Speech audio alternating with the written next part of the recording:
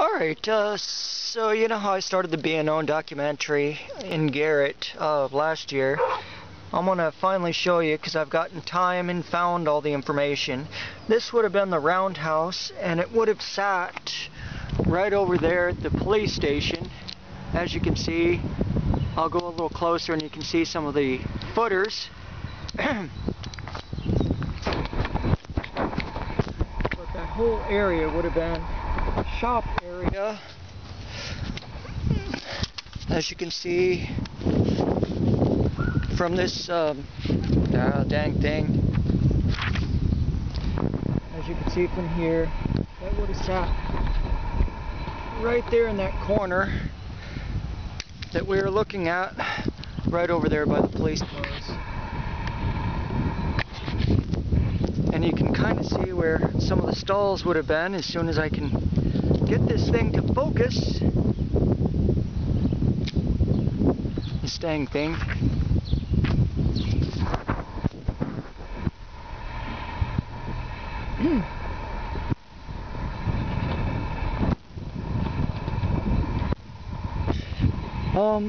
You would have had the roundhouse over there. It was 262 feet around and 30.75 feet tall in the front.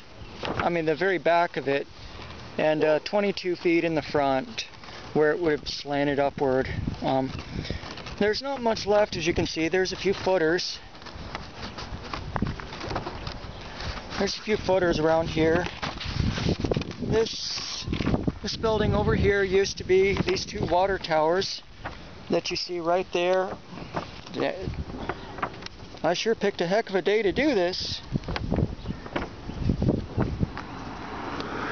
But these two footers, excuse me,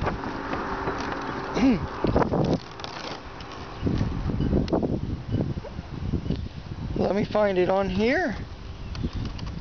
These two tall things right there next to the .com would have been two water towers. Over there would have been the coal bunker by the powerhouse. And you can see the original footers. You can see the original footers for the original it would have been the original water towers. They would have had water storage tanks. This whole area back here would have been shops, and you can kind of see where they would have been back here by these arrows. I will show you what they look like in a little bit, but back here you can kind of see some old bricks, different things along the ground, old artifacts that were probably from the roundhouse, which was built in 1876. This would have been the coal bunker to the powerhouse. The second one they built, that is, I do believe, had a stack that would have been 200 feet tall, and the original powerhouse would have been down there in that area. Later became the boiler shop. It was about 56 feet wide. And back here you can kind of see the old stones and brickwork.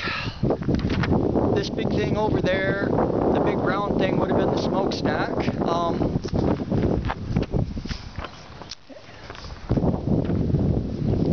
And back here would have been where the shops began. You would have had the blacksmith shop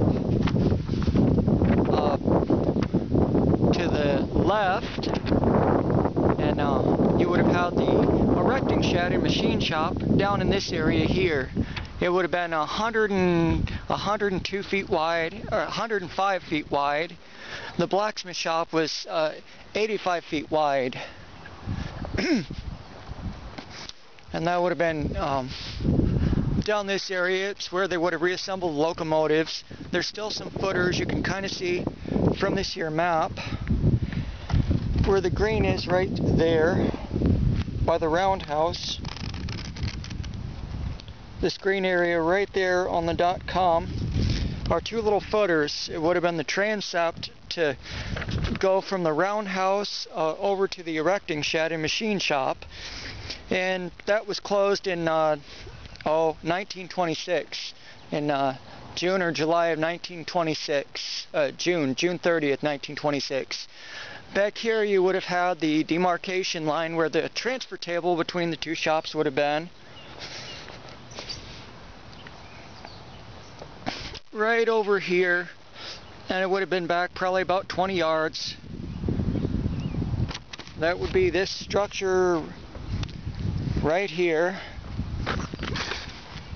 That would have been the structure right there, this little green area right there.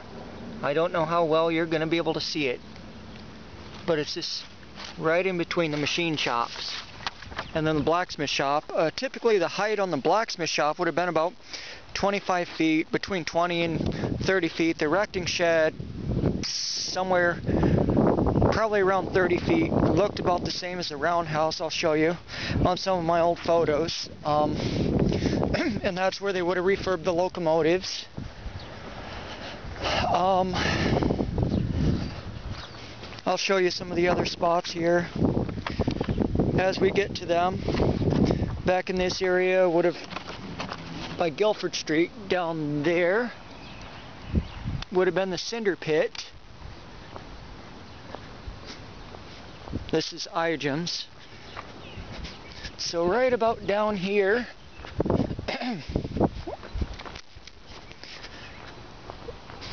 and you can see it had a continuous cement wall. There's still some footers back there, but not much.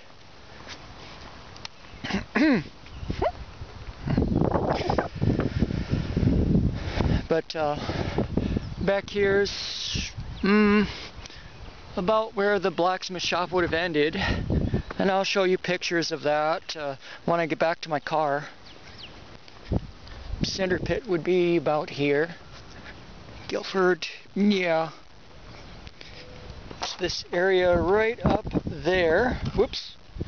This square area by where it says copyrighted material. Like, I took this map off of historical aerials, so they provide a number of different years. And right here is about where the blacksmith shop would have ended. It would have been back in there by those trees.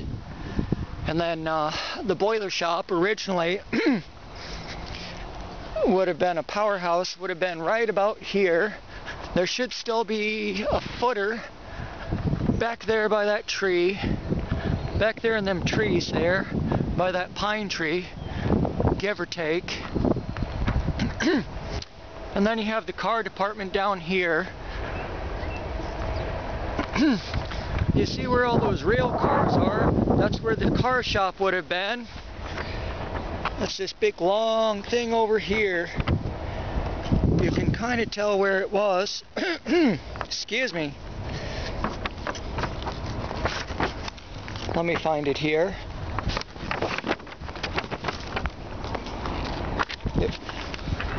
Dang wind. That pile of dirt over there is where the carpentry mill would have been. It was 56 by 76. It was about 100 feet long.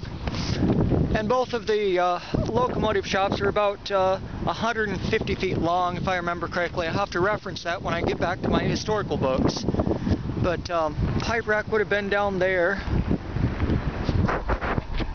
Down here would have been a bunkhouse.